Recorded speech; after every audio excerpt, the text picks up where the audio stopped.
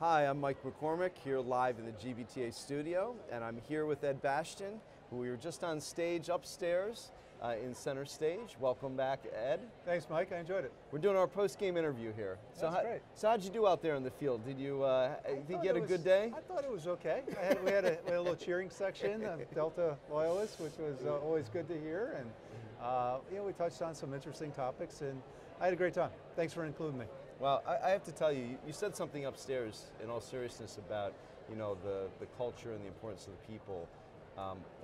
And one of the great things about Delta, and I've been in the industry my whole career, is that I always think of Delta with that whole its roots, the southern kind of personal people culture, even the service on the airplanes years and years ago. I mean, and to I see that spirit in your people still. Yeah. Like you managed to kind of, through all of the last 20 years, try to recapture that. I mean, that's got to be rewarding. It is. We realize that customers make all the difference.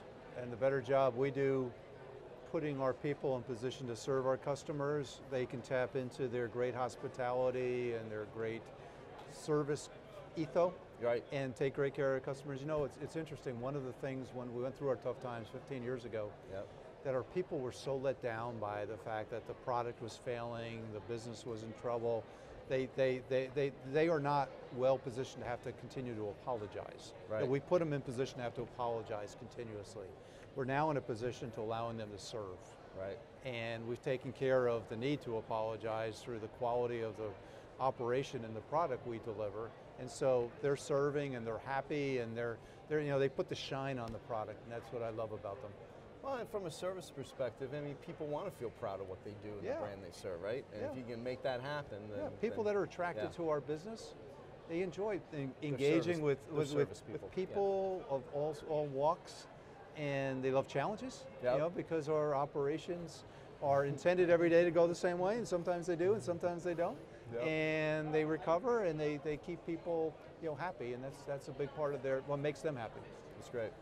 So we spent a little time upstairs talking about I'd say some serious issues facing the industry. Again, one I know you're really passionate about, which is open skies and the Gulf carriers.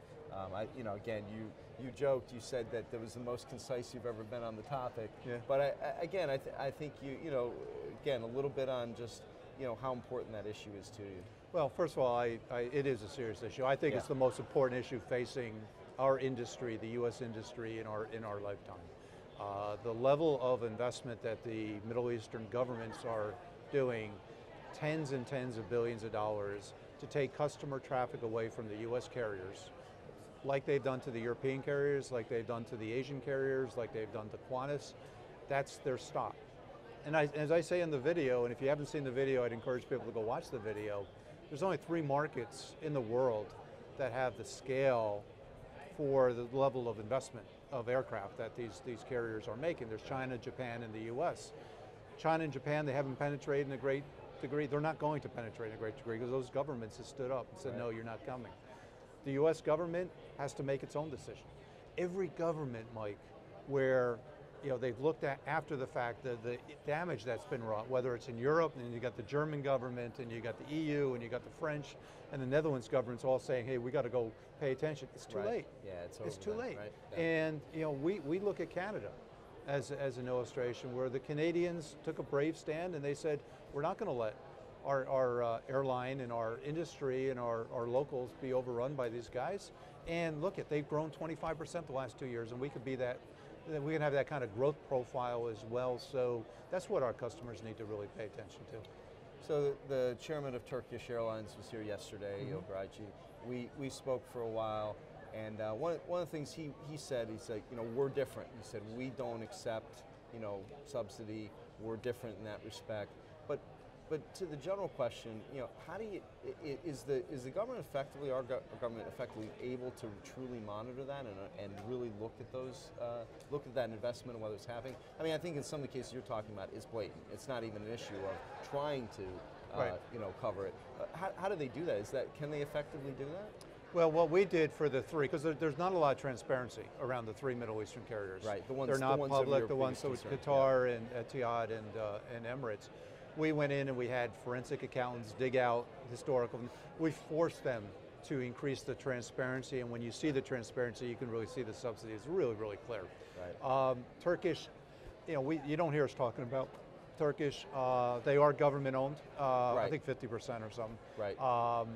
I know they've got a public component, so there's more transparency there. That's what we really need. We need transparency, and when you've got transparency and we can see the sources of their support, if it's appropriate, we think that's awesome. But I think the U.S. carriers want our customers to know we are ready and want to compete with anyone to take them anywhere in the world they want to go, and our product is second to none. Yeah, I mean, it seems like each industry, air, hotel, car, ground transportation, everybody's battling with some form of the fair competition issue. I mean, very different in respect, right? Yep. And that seems to be certainly a sign of the times, right? A sign of the times, but our issue is so over the top in terms of size. Yeah. There's over $50 billion. What is the biggest WTO case brought to date? It's Boeing Airbus. Yeah. That's over $20 billion. Yep. This is almost 3 times the size of that, and that puts it in context. Yeah, it certainly does. The other issue we talked about, certainly one also very important, is air traffic control, modernization, and the funding behind that. And again, you've come out very publicly just within the last week, really pushing for the proposal on the table is the privatization proposal. And it sounds like you've taken a pretty pragmatic approach. We're for modernization. Right. And if we can get the governance structure in terms of the key stakeholders to form a good governance entity that can actually manage this, we can get the funding that we need, the $50 billion over a pretty, kind of a 10-year, 15, 20-year time frame. Yep. If we can get the commitment from our government to create a vehicle by which that we can take the costs that we pay today and translate that into the development of the new system without having an incremental tax put on our customers. Yep.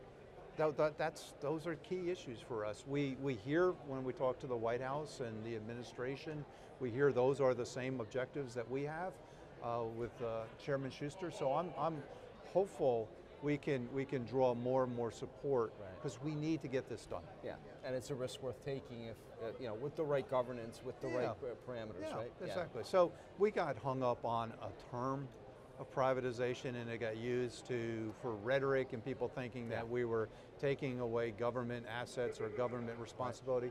FAA is going to continue to run the safety. They're going to continue to control. The government is going to be, in essence, the monitor of how the process is going. And listen, and if it doesn't work, we'll pull up. They're not going to cut over to something that doesn't work or is unsafe. Right. Well, great. Well, again, thank you so much for being a part of convention. Appreciate your time and certainly your comments and your thoughts about the industry and where we sit today. Well, again, as I said, Mike, one of the things that's most important to me is that as an industry, we've got so much more to work together towards making improvement. And conventions like this, where you bring people together to share ideas and get people unified with themes, good job by you. Thank you very much. Thank you. Ed Bastian here at the GBTA studio. I'm Mike McCormick, live.